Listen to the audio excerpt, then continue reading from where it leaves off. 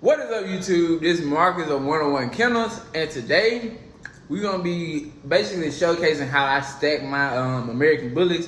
We just gonna go out there to the little dog park or whatever, and we just gonna go over stacking. I ain't gonna really get into the show training or whatever. I'll get into that in another video, but I'm just going out stacking the dogs. They got a show coming up, so we just basically prepping for that. So I'm gonna go ahead and get them out the pen. Get them ready to go. Here we got big Sophie right here, as you can see, and then we got my boy Mystic. So yeah, man, we gonna be going out there, and I'm probably just gonna pick up the camera when we get outside. All right, YouTube, so we back. We got inside a park. It's not necessarily a dog park, but it's just a little, as you can see, a little, regular park. They trying to play already. I'm gonna let them off the leash so they can play a little bit, run around, get a little tired, before I end up stacking them up, cause get a little energy out, cause they have been in the house all day. So I'm gonna let them run around real quick before I stack them up. So we just gonna let them play for a little bit, then we gonna stack them up, and y'all can see how I do it. And it don't take much. You just, consistently do it over time, and tweak it every chance that you can get. And yeah, so make sure y'all still like, comment, and subscribe on this video, and we finna get straight into it. All right, so right here, as we can see, we getting into the training right now, and you can see in the background, we still got Sophie in the back playing, which I think is good for the dogs. Although they're going to be distracted, it's going to make it way easier when we get in the show ring and everything, because in the show ring, you don't have dogs, running freely and everything like that. So my main thing was basically having the dog keep his head straight and basically still focus on what I'm telling them. So right here, you may see the stack is off, which is why I love recording these videos, so I can see where I'm off at on the stack and everything like that. So if his foot moving and I don't see it, I can go back and correct that the next time.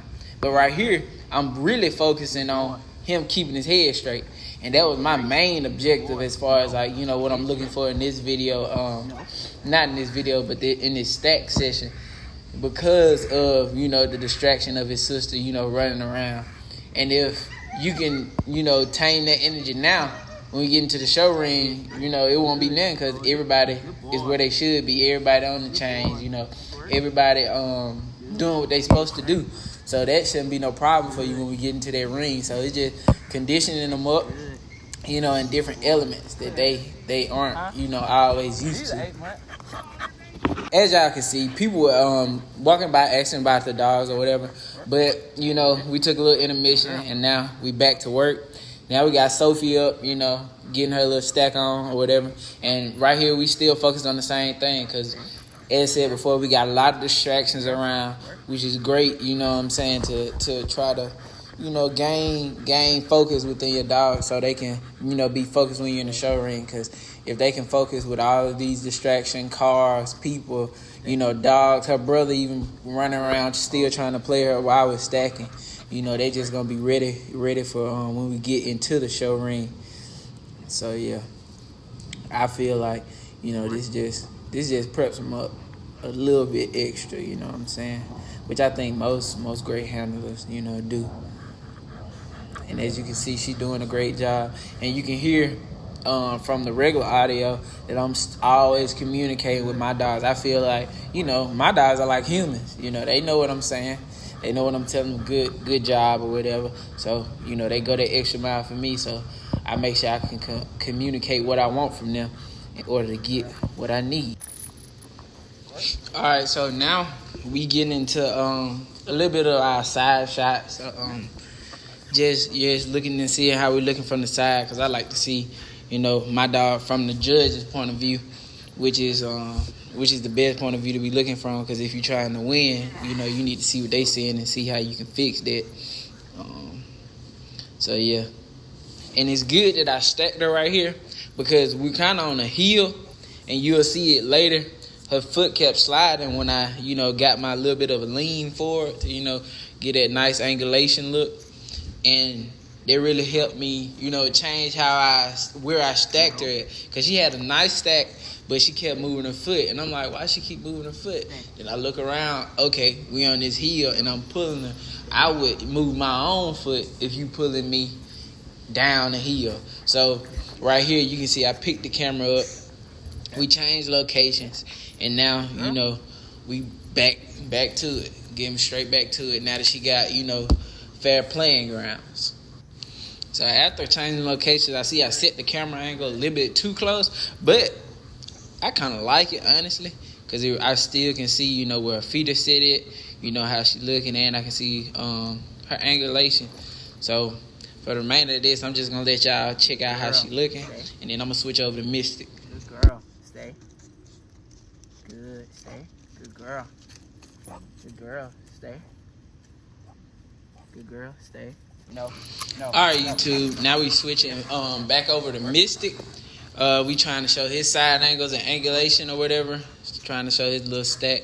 And I really do advocate for videos. Make sure y'all, if y'all trying to stack the dog, learn how to really stack your own dog. Make sure you record these videos, because this video right here really showed like a lot of stuff that I need to change. Like even with like the foot placement and stuff that I can't see, while I'm over top of them, as well as I can see in the videos. Because right here I feel like I stacked them a little long, but this all can be fixed as long as I'm not in the ring. Like you can fix it in the ring, but it can be fixed prior so he can get used to how you normally stack them, so it can be like muscle memory, I guess you could say. So building that muscle memory from the good habits that you can build from just watching the videos and finding your errors within stacking the dog or whatever. But I felt as if he did good as far as focusing on what I had him doing. Now we're doing our last location change. I felt like the angle was too close on Sophie. Really was too close on both of them. But I just decided to do one extra for Sophie. This is my girl, man. It's the dad's got a special place for the girl in their heart. So we're gonna work super hard with them. But yeah, so right here we got one more little stack in. She looking good. You can tell she tired. She been running around all day. Ever since we got out here, she had a lot of energy from being in the house. We doing good, and they're done. This doesn't have to take all day. You know what I'm saying? 5-10 minutes a day. Stacking your dog can really, really improve how they do in the show ring. So I really advocate for taking out that little bit of time. All right, YouTube. So we headed back to the crib now after getting our little work session in. So that's really all that that go into it for me as far as stack prepping. Show prepping a little different, but it all it all adds up. It's just a few little tweaks that I make to show prepping, but it all helps. With them little steps like that.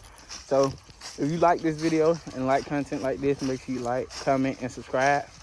And leave in the comments, leave some suggestions or questions y'all may have about my dog, and I can speak. Well, not my dog, just dogs in general, and I can speak from my perspective and point of view after having my dogs, because that's all I can do. I'm not really gonna speak from a point of view that I don't know due to not knowing. So yeah, but y'all be blessed. You know what I'm saying? I'm out.